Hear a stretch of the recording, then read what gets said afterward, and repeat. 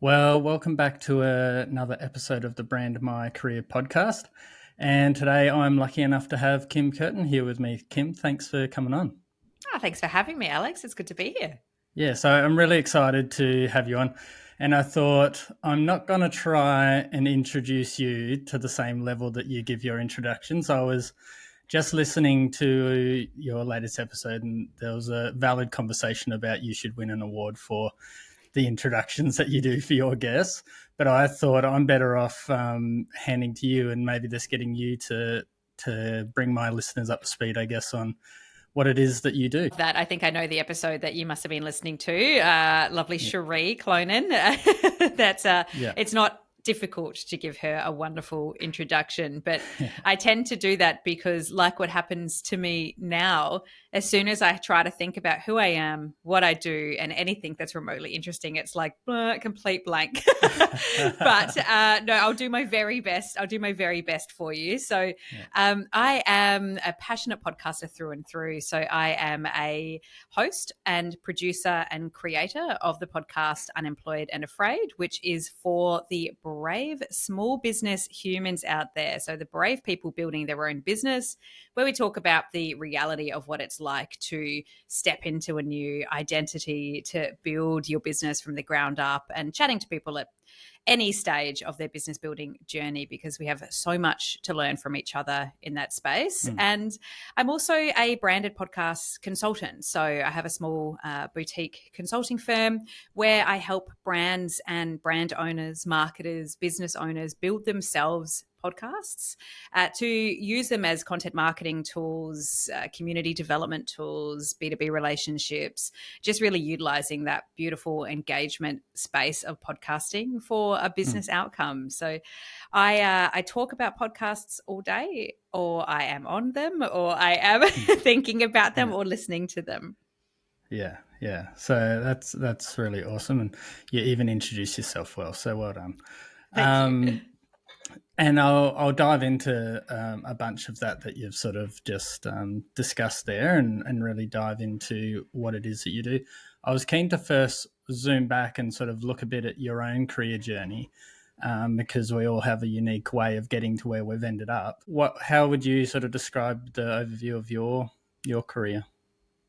Well, unique is the perfect word for it. I'd say unique, wild, twisting, wiggly, weird, random, all of the words to describe my career journey.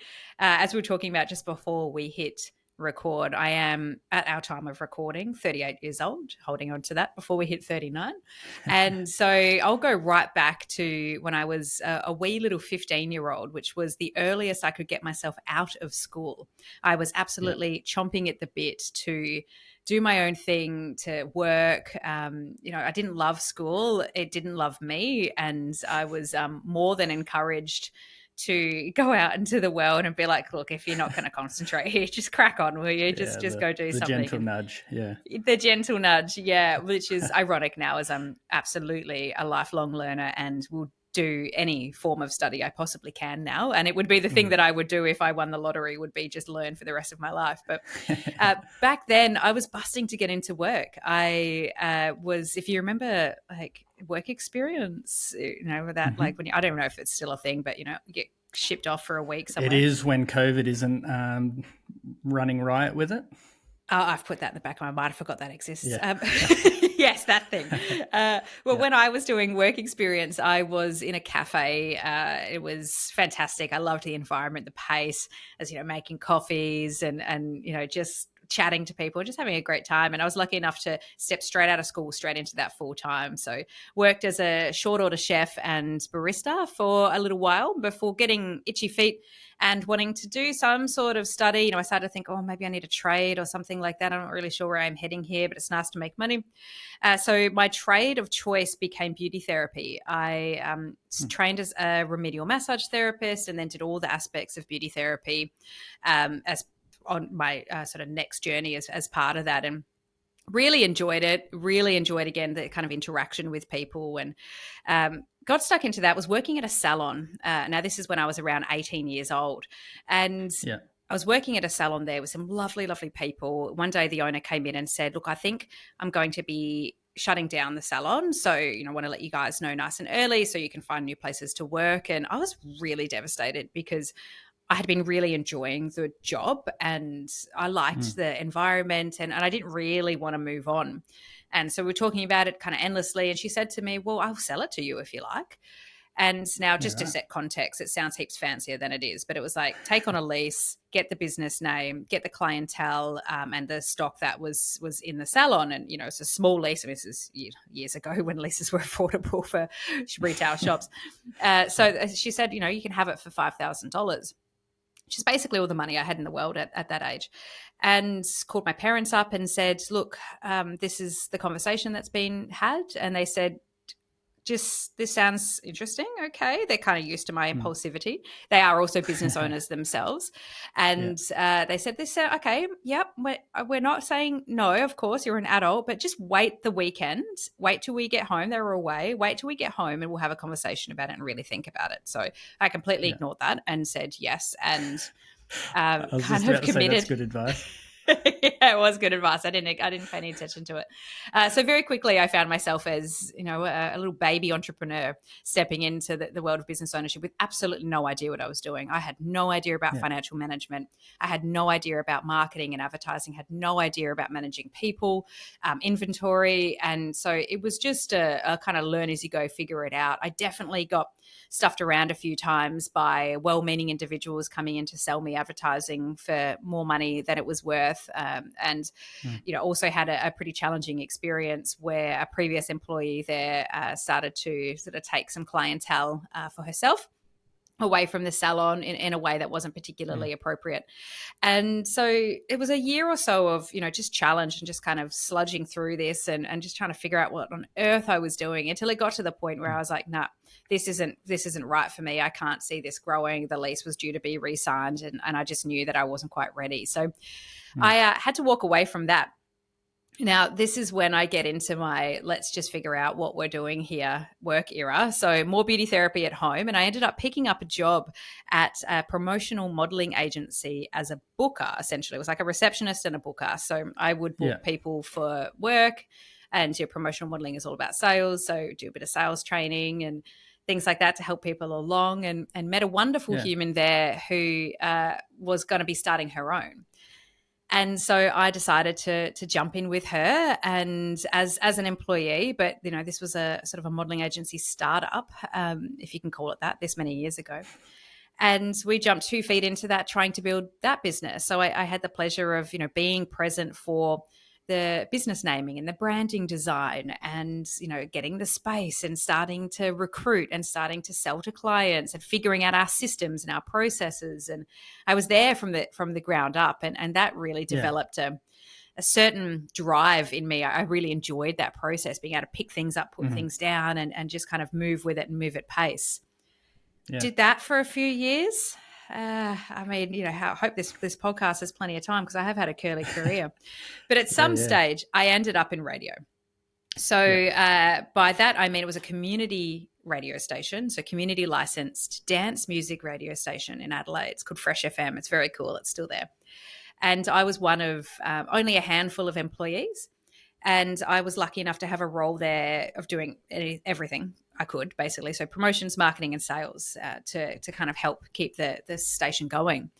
Because, we didn't have many employees. So, again, I was like in everything, I could kind of see all parts of the business and I just threw myself into that. Now, radio was so much fun for me.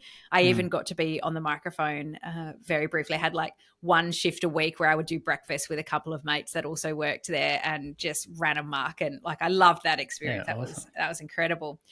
That really, kept igniting something in me. I was like, okay, energy. I love energy. I love radio people, what they bring to the work that they do, just their immediacy of it, how quickly you can go from idea to execution and just the fun that it brings, the entertainment aspect.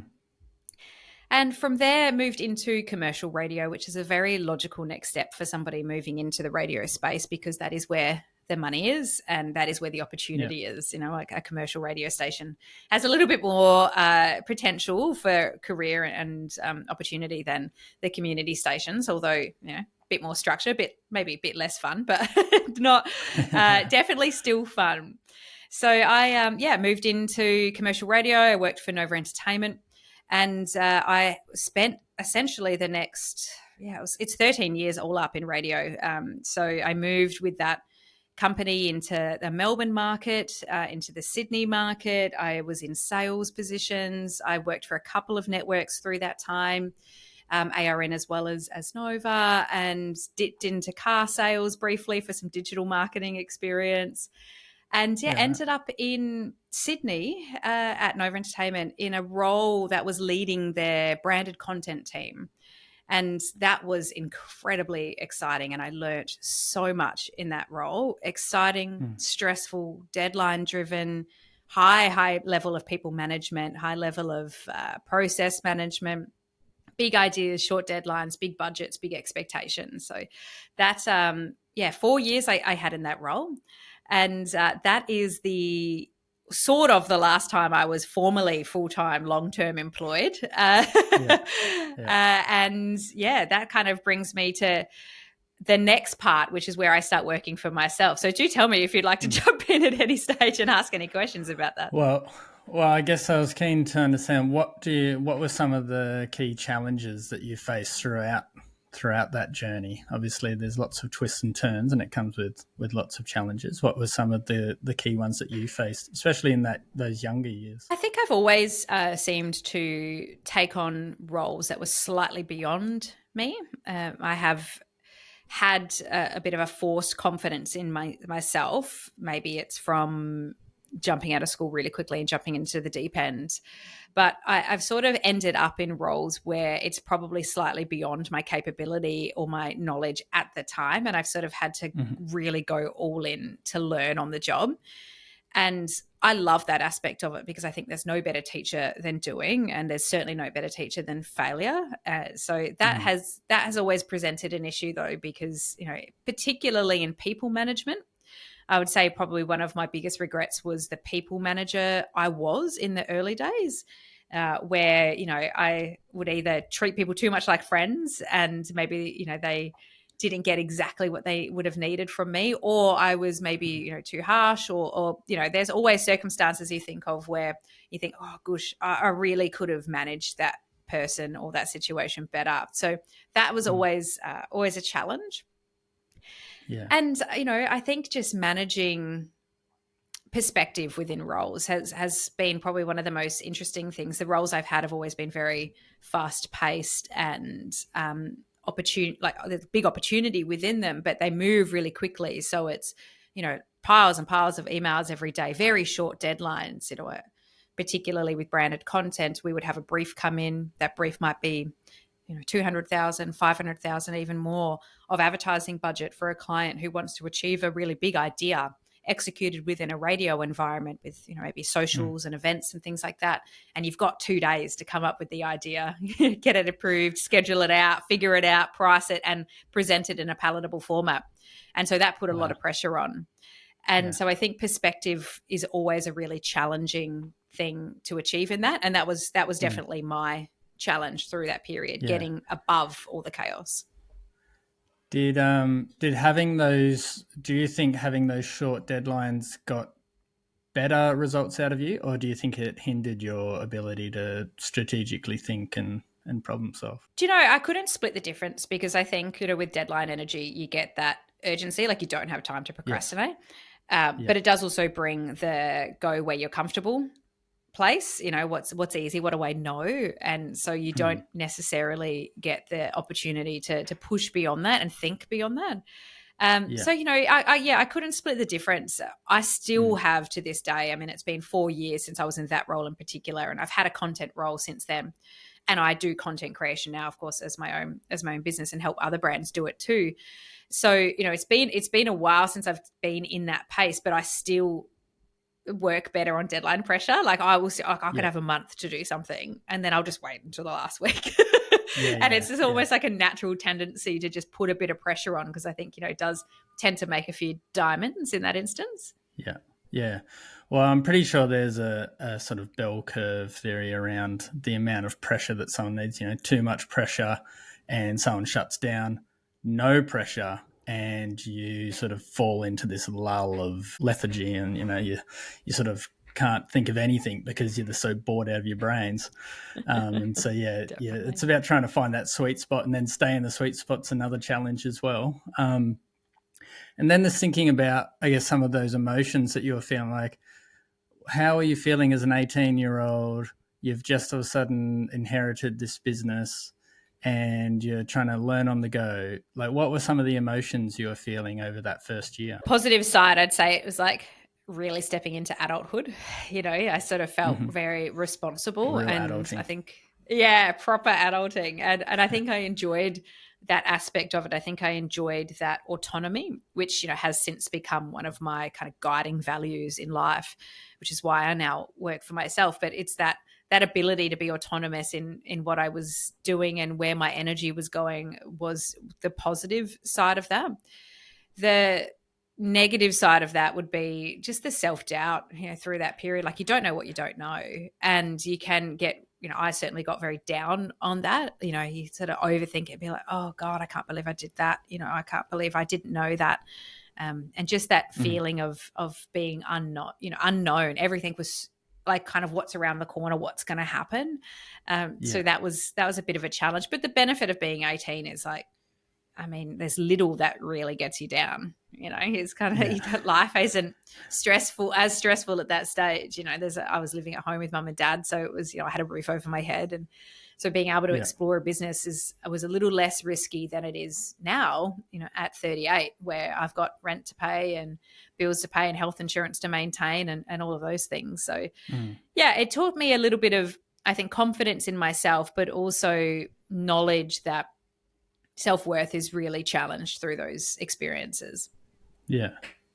And that's what I was going to move into next, was some of the lessons that you've learnt through that. And what would you say some of the key lessons that you learnt throughout that radio career as well? I think the biggest lesson that I've learned, and this comes with the benefit of retrospect, because as I said, I've been sort of 4 years out of that role in particular now, and I've been building my businesses through that period. I've had multiple goes at business since to get to where I am today. And so I've got that benefit of being able to look at it with a really clear perspective. And I would say the biggest lesson is it's very, very easy to over-identify with what you do. And that was most certainly my experience.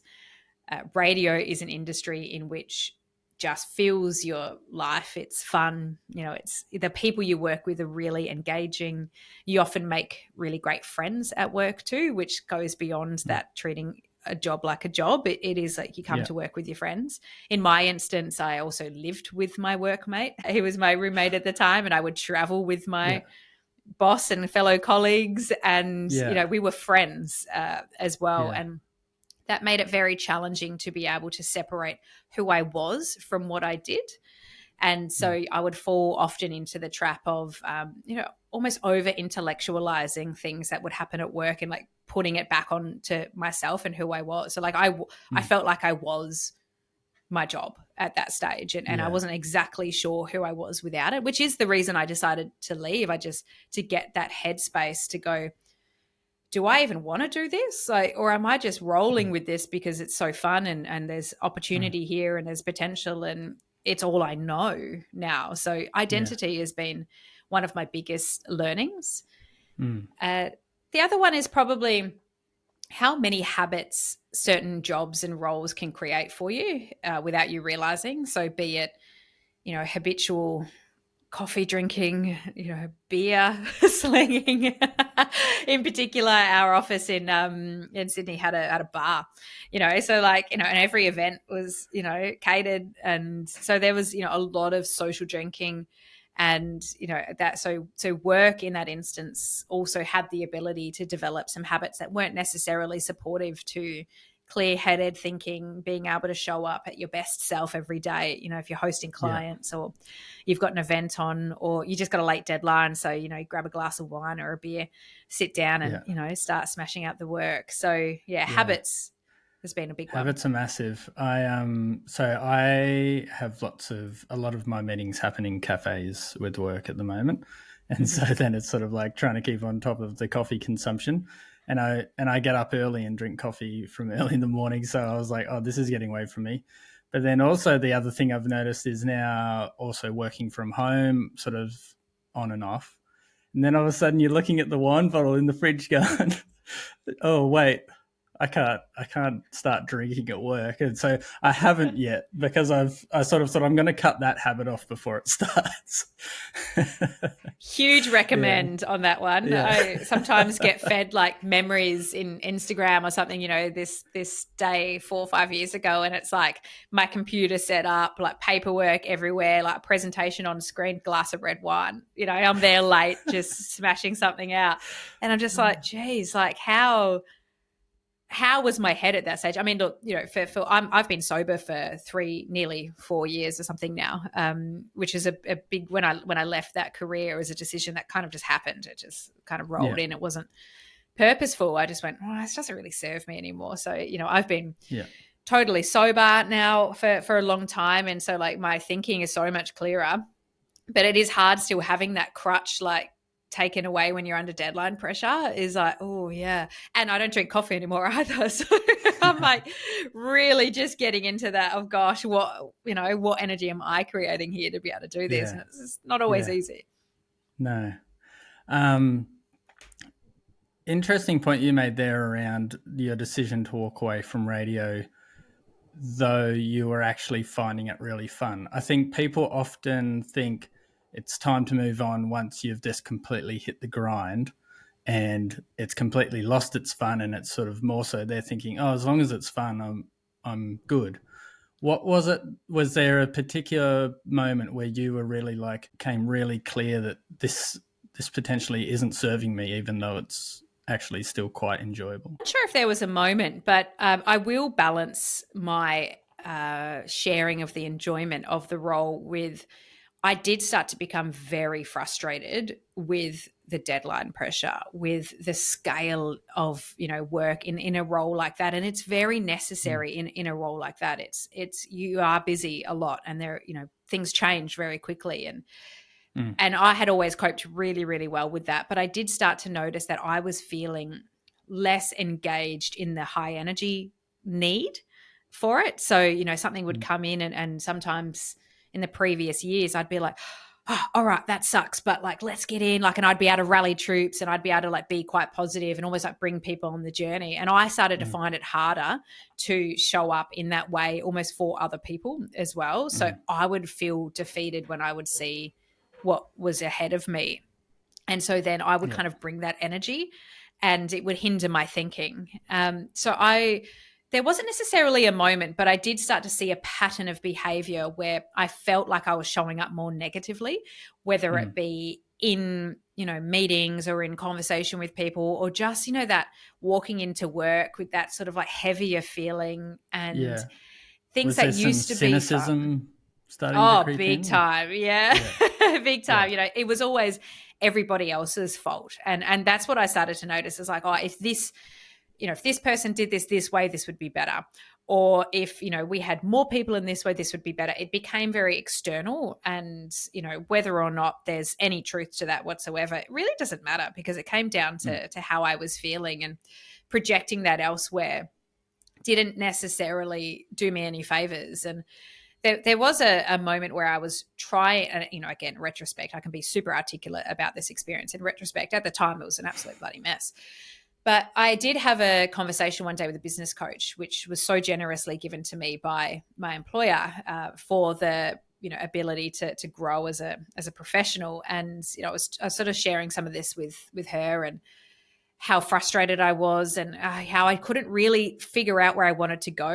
There were a lot of conversations at the time, like, what sort of role would you like to move into? Like, do you think that you're more, aligned to this area or this area? And like, they're really positive growth conversations, really, really positive. But I had no idea how to answer it. I was like, and I would look around me, and I'd be like, well, everything I see looks slightly worse than what I'm doing. So it's better, on the scale of organizational.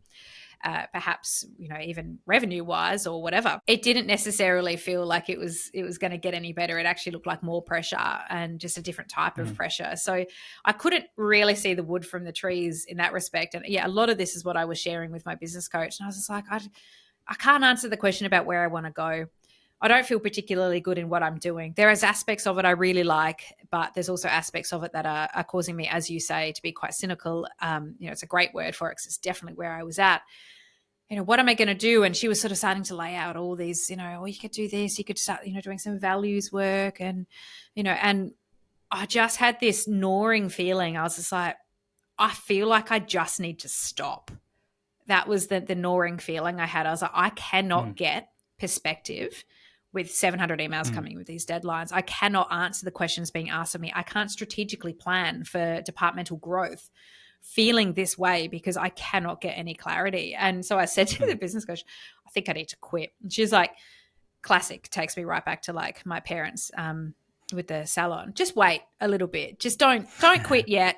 Just let's work on it for a couple of weeks. Let's maybe think about an approach, maybe bring your leaders in, tell them how you're feeling. Maybe you can phase out, maybe you can phase back, maybe things could change. And I was like, nah. Once I'd made that decision, I knew I had to just rip the Band-Aid off. And so, yeah, I quit with, I sort of went in the Monday following and said I was leaving and I had nothing to go to. I didn't have another job.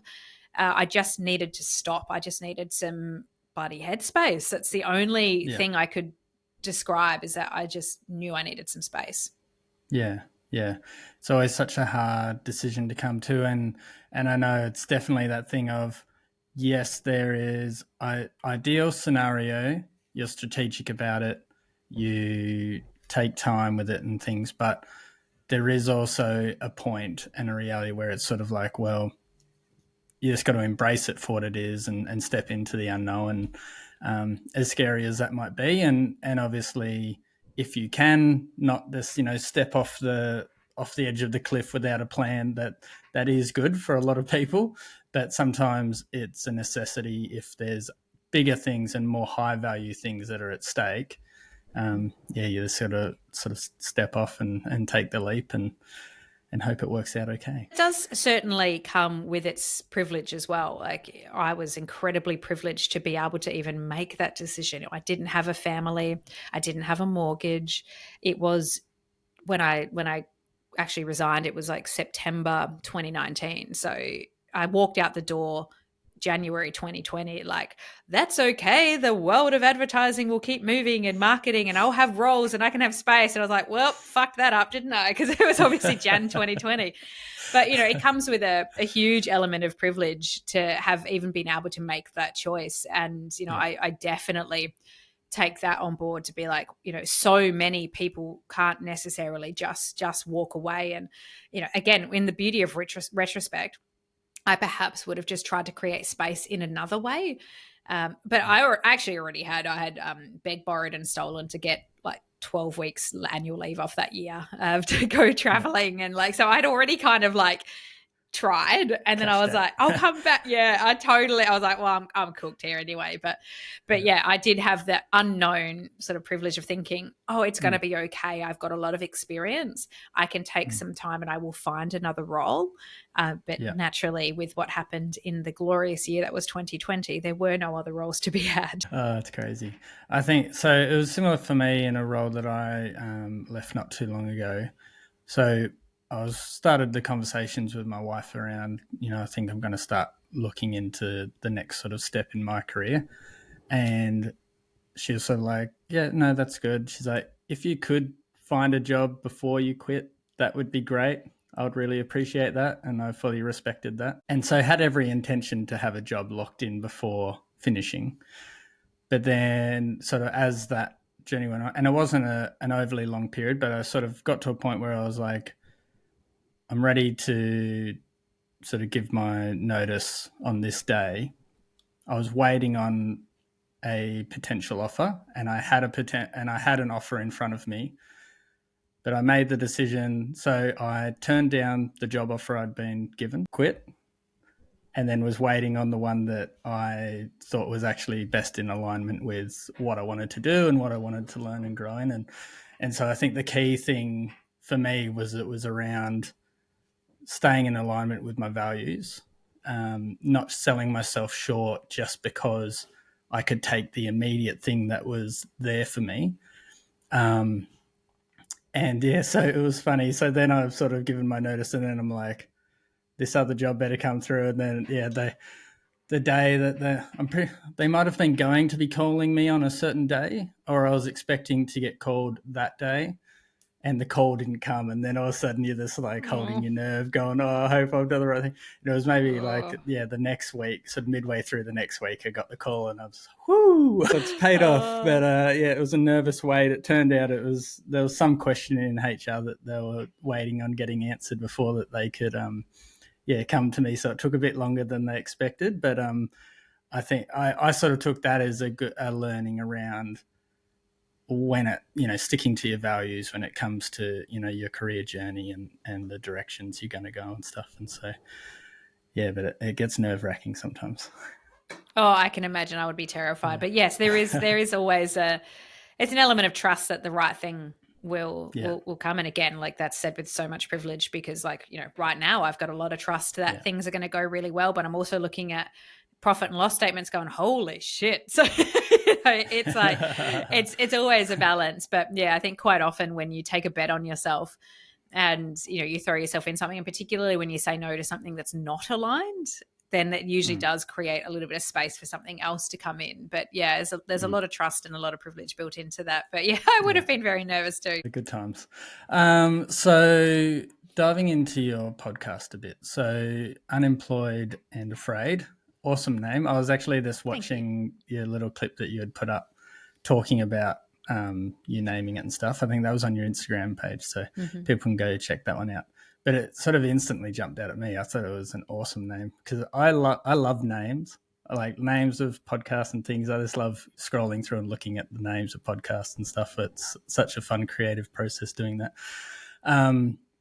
But yeah, so I think the key thing that had really stood out to me in your podcast and what sort of got me really into it and diving in. So, and I do feel like a bit of a fan today, getting a great opportunity to talk to their idol. So it's pretty cool. Alex. It's lovely. The thing that I really connected with was this, obviously the openness and the rawness that you share in that podcast. And I was keen to hear this, what it was for you that made you make that decision to say, I'm going to make this podcast extremely authentic, very open and honest, right down to the dollar details sometimes. Yeah, what was it that made you make that decision? Yeah, I forgot about that episode, that solo episode where I literally tell listeners, this is how much I've spent on this podcast. This is how much it's made for me. Shit. But I'm absolutely determined to grow it into the absolute beast that I know that it will be. But thank you for the lovely compliment on the name. And yeah, it's funny to reflect on the development of that and why it is called Unemployed and Afraid, because it is representative of being not employed by another human. So it is representative of being self-employed and also in that weird transition period where you're like, where am I going? It definitely tries to capture that as well, but feeling untethered, so unsafe, kind of floating and being afraid all the time, because that is just a reality and it's not necessarily a negative thing. I think I've got a really optimistic view most of the time on fear and that element, because it's a driver. Maybe it's replaced deadline pressure for me, but it is a driver. If I feel nervous, it means I probably care. If I feel scared, it means it's probably going to drive me to do things that I wouldn't do. It keeps me unsafe, and that keeps me growing. But back to your question, it's a really great one, because I don't think I've reflected in any way anywhere else about why I decided to make it so authentically open through it. But it has evolved to become more and more open as I've developed my confidence. But there is a piece of feedback that I was often given throughout my professional career. And it was, depending on the circumstance, delivered in a multitude of ways. It could either be a real positive or a potential negative on my work experience or the experience of people working with me or my growth. And it was that I would show up very authentically at work. It's been labeled at times as emotional, sometimes overly emotional. So that could look like me coming into a meeting with like high energy, like blah, blah, blah, which is like people love it, like there she's like showing up and getting everybody razzed up for idea creation or getting everyone pumped about this, this presentation we're about to do, and, pushing hard to get results and get the best out of people. But then sometimes it could also look like, something I thought was unfair, I thought wasn't valid, I thought was missing the mark, be it in executive conversations where we were talking about people or, the experience of workmates and colleagues and the staff and, staff happiness or anything like that. I would also come in with a fair whack of emotionality. I don't know if that's a word, but we'll make it one. It's one. Okay, good. Into those environments to be like, this is how I feel. And, this is kind of what I want you to take from it. And so, and I was given that feedback that in some circumstances that wasn't very helpful, be it for the person taking it on board or even for my own professional reputation.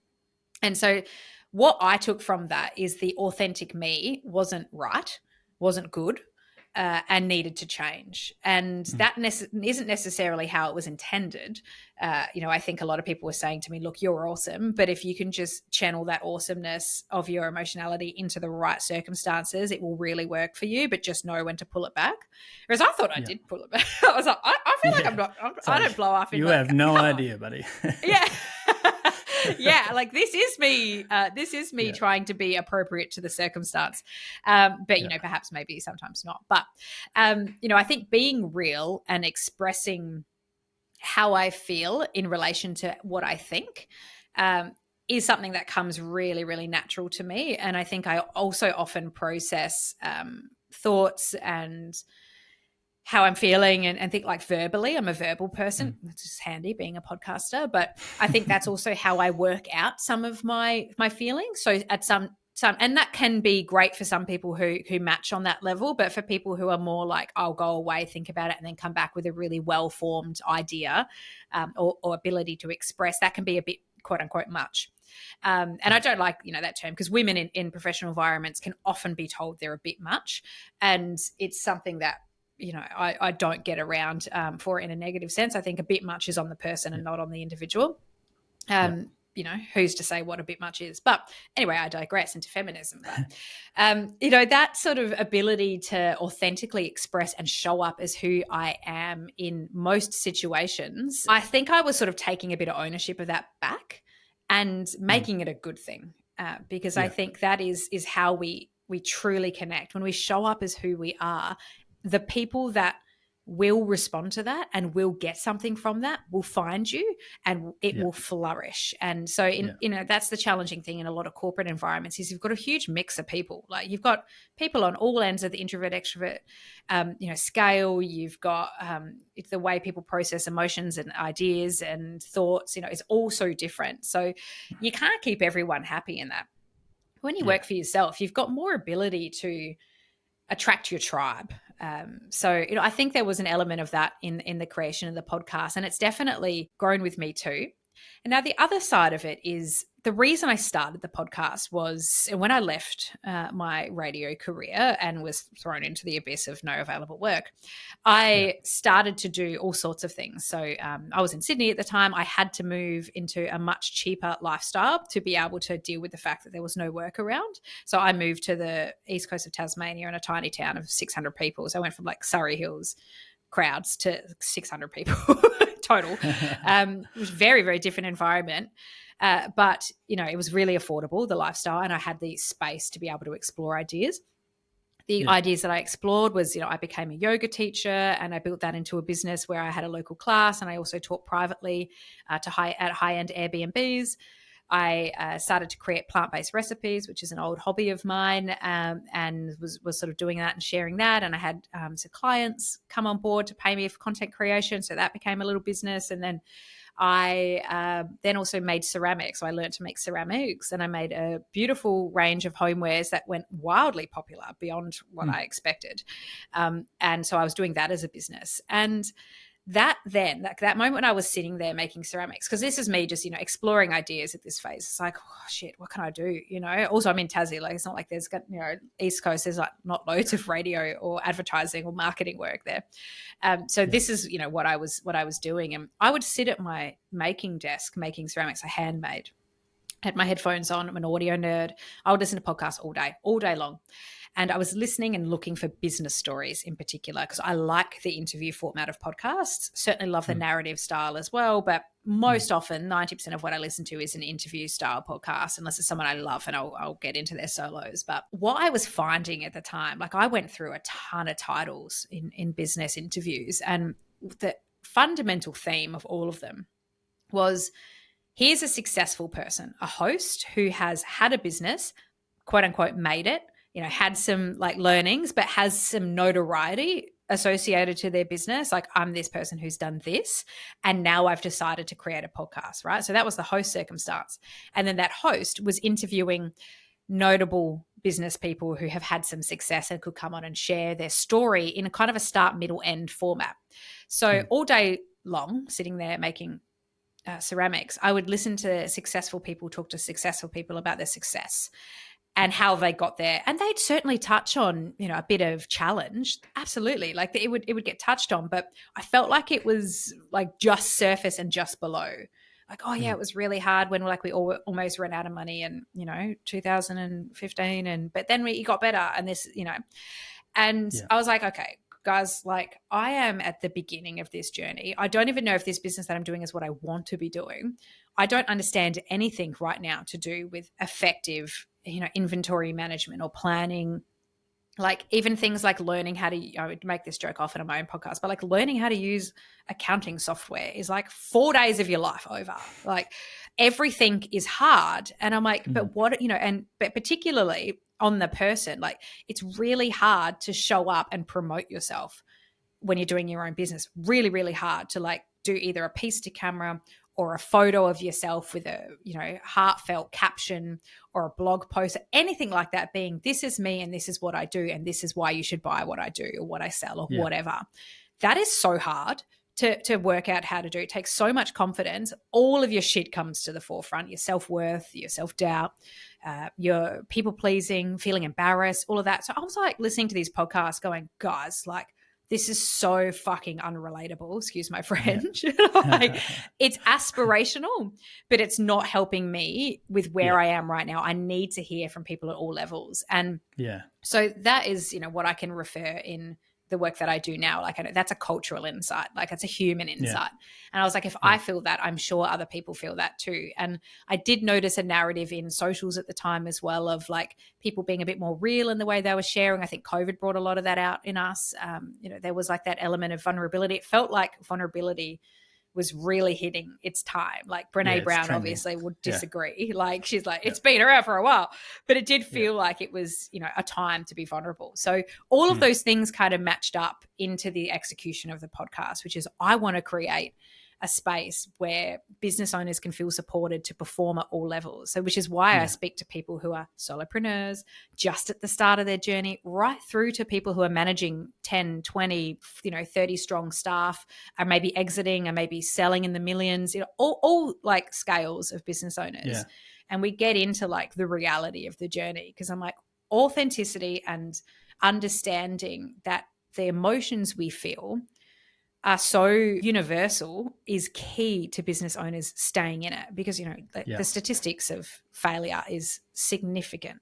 And that's because you just only see this huge success and you're like, I am so far away from that. Like, how do I get there? So I guess, all of those things combined, I was able to bring my vulnerability and authenticity into that conversation as a human, but also as a genre, I guess.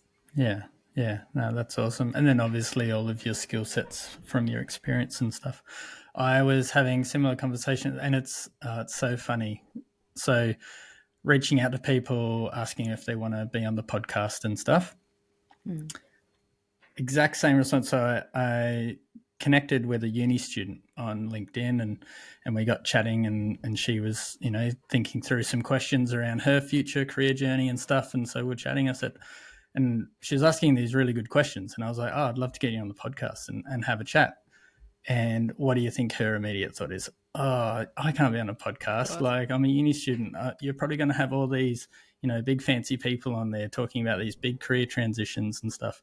And I'm like, no, you'll have something to share with the audience that they're not thinking about. And they're going to have something that can help you as well.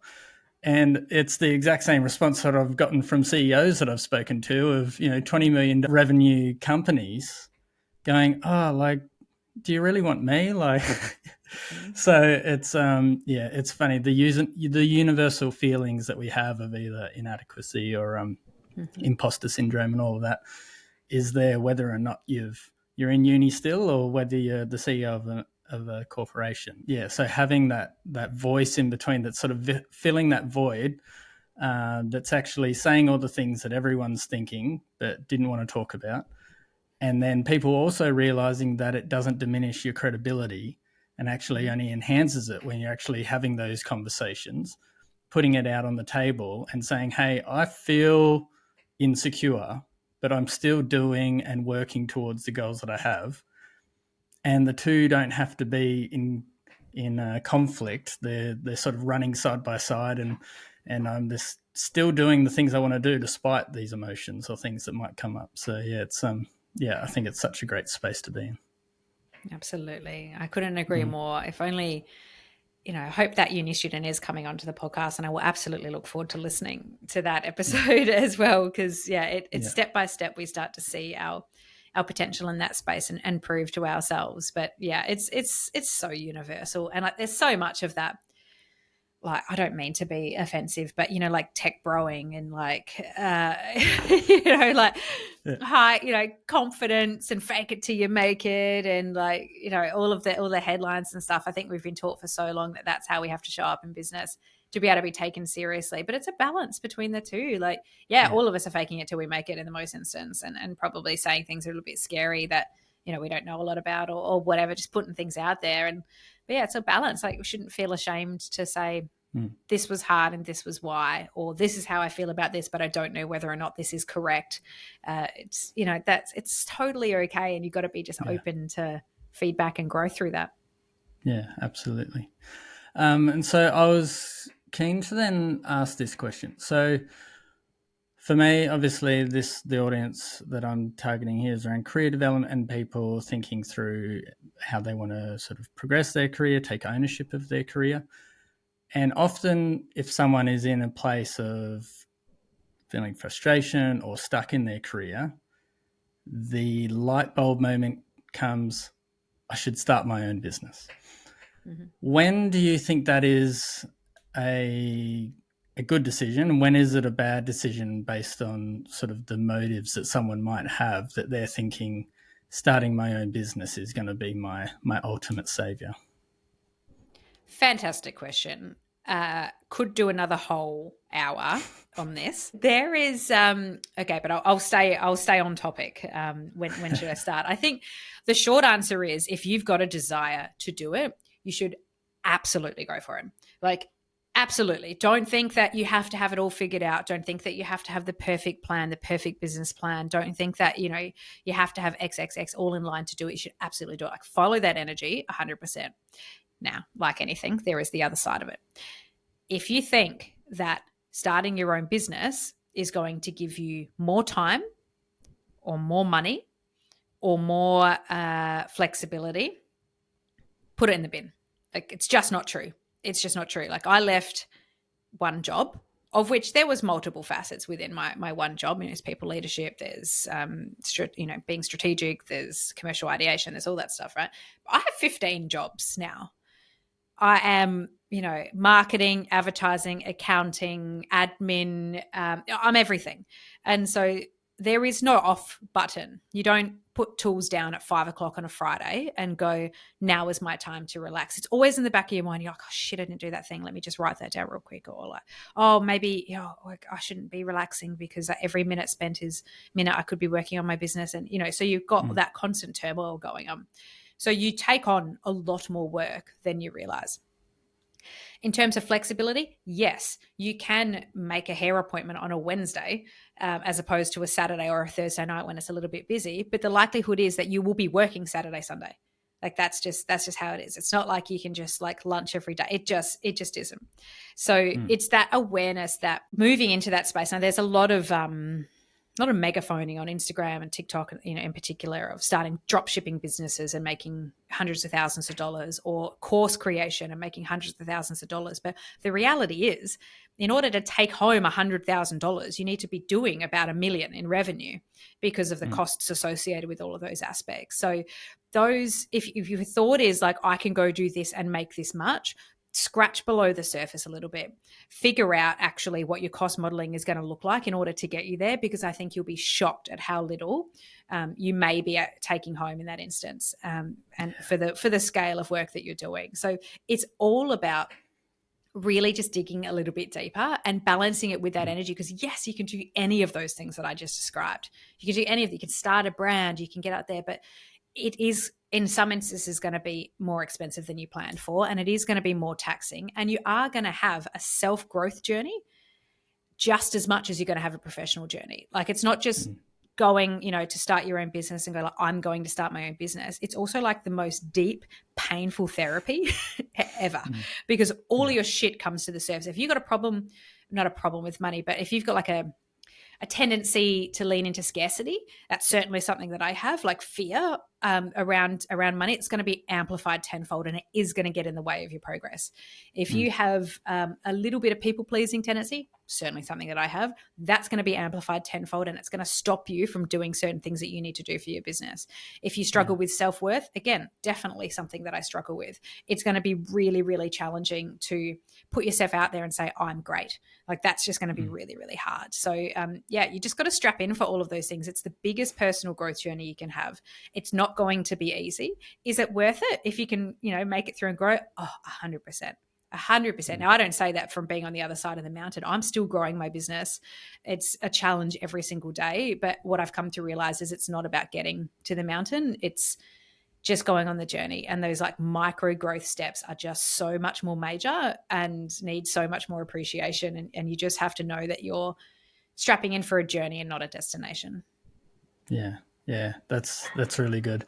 I've had a similar sort of short attempts at personal business stuff. I was doing some pallet furniture stuff. So I left school at 16, did a cabinet making apprenticeship, and then sort of worked in cabinet making and carpentry at different times. And then, so sort of started a furniture business for a little bit there. And yeah, definitely you learn a lot about yourself. So the things that I identify and that I've then grown in is, so always had this sort of blind optimism, but I've sort of had to then learn how to sort of build onto that optimism actual skills and knowledge and action and stuff. So we're in a 1-bedroom apartment with one little garage, and I'm trying to make furniture. I don't have all the tools, have zero money behind us to actually get the things that I needed to be doing it really well. So of course it's extremely frustrating trying to make things when you don't have the right tools. And I feel that there's a euphemism in that, like there's metaphor for sure. Yeah. Oh man. And carried this belief that everything's just going to be fine. So really good for lowering stress, but it means that you're just sort of going along. It doesn't alleviate stress of your wife. Fair. So it's going to be all good, babe. She's like, how are you going to do this? How are you going to get out there? How are you going to make sales? And I'm like, it's all good. It's going to happen. And so, and that was a real learning experience for me for going, actually, that's just obviously some beliefs that I've grown up with, that I think things are just going to take care of themselves, when actually it takes your action and initiative and drive to move something towards where you want it to go and stuff. And so that really highlighted in me a level of procrastination that I had, which I then really sort of tried to take ownership, and I feel I've really turned that around into what has more so become a strength for me now, in being sort of proactive and on the front foot in driving things forward, rather than sort of sitting back and thinking things are going to work themselves out. So yeah, you discover all these little nooks and crannies about yourself. Oh, so many nooks. There's a statement on behind me, behind my backdrop here, is my whiteboard, and I've got a few things written on there as little reminders. But one is that action creates information, and you just have to do something to figure out the next thing, to figure out the next thing. The other one that's on there that I love is become the person capable of achieving the thing. So rather than achieve the thing, just bit by bit become the person that's going to be able to do that eventually, because that's going to be the make or break. So yeah, I feel that it's just bit by bit. Yeah, absolutely. That's awesome. Well, Kim, thank you so much. Like you said, there is so many different rabbit holes that we could have kept going down all day. But I think that's going to be a really good place to sort of finish up for the day and close off. But can you just firstly share with people how they might be able to find you if they want to listen to your podcast or get in touch with you? Absolutely. Gosh, I'm on so many social media networks, but you can listen to the podcast wherever you get the podcast. So Unemployed and Afraid, Spotify, Apple, YouTube, wherever else you can find them. You can find me on the socials as Unemployed and Afraid for all pod things. So Instagram, TikTok, all is Unemployed and Afraid. Me personally, my business name for my podcast consulting business is Good Side of the Bed. That's kind of like my social media alias, has been my brand for quite some time. So you can find me on Instagram as Good Side of the Bed, or on LinkedIn as Kim Kerton, which is my favorite place to hang out. So definitely find me there and connect with me and drop into the DMs, because, it's a good place to hang out. Awesome. Thanks so much, Kim. My pleasure. Thanks for having me.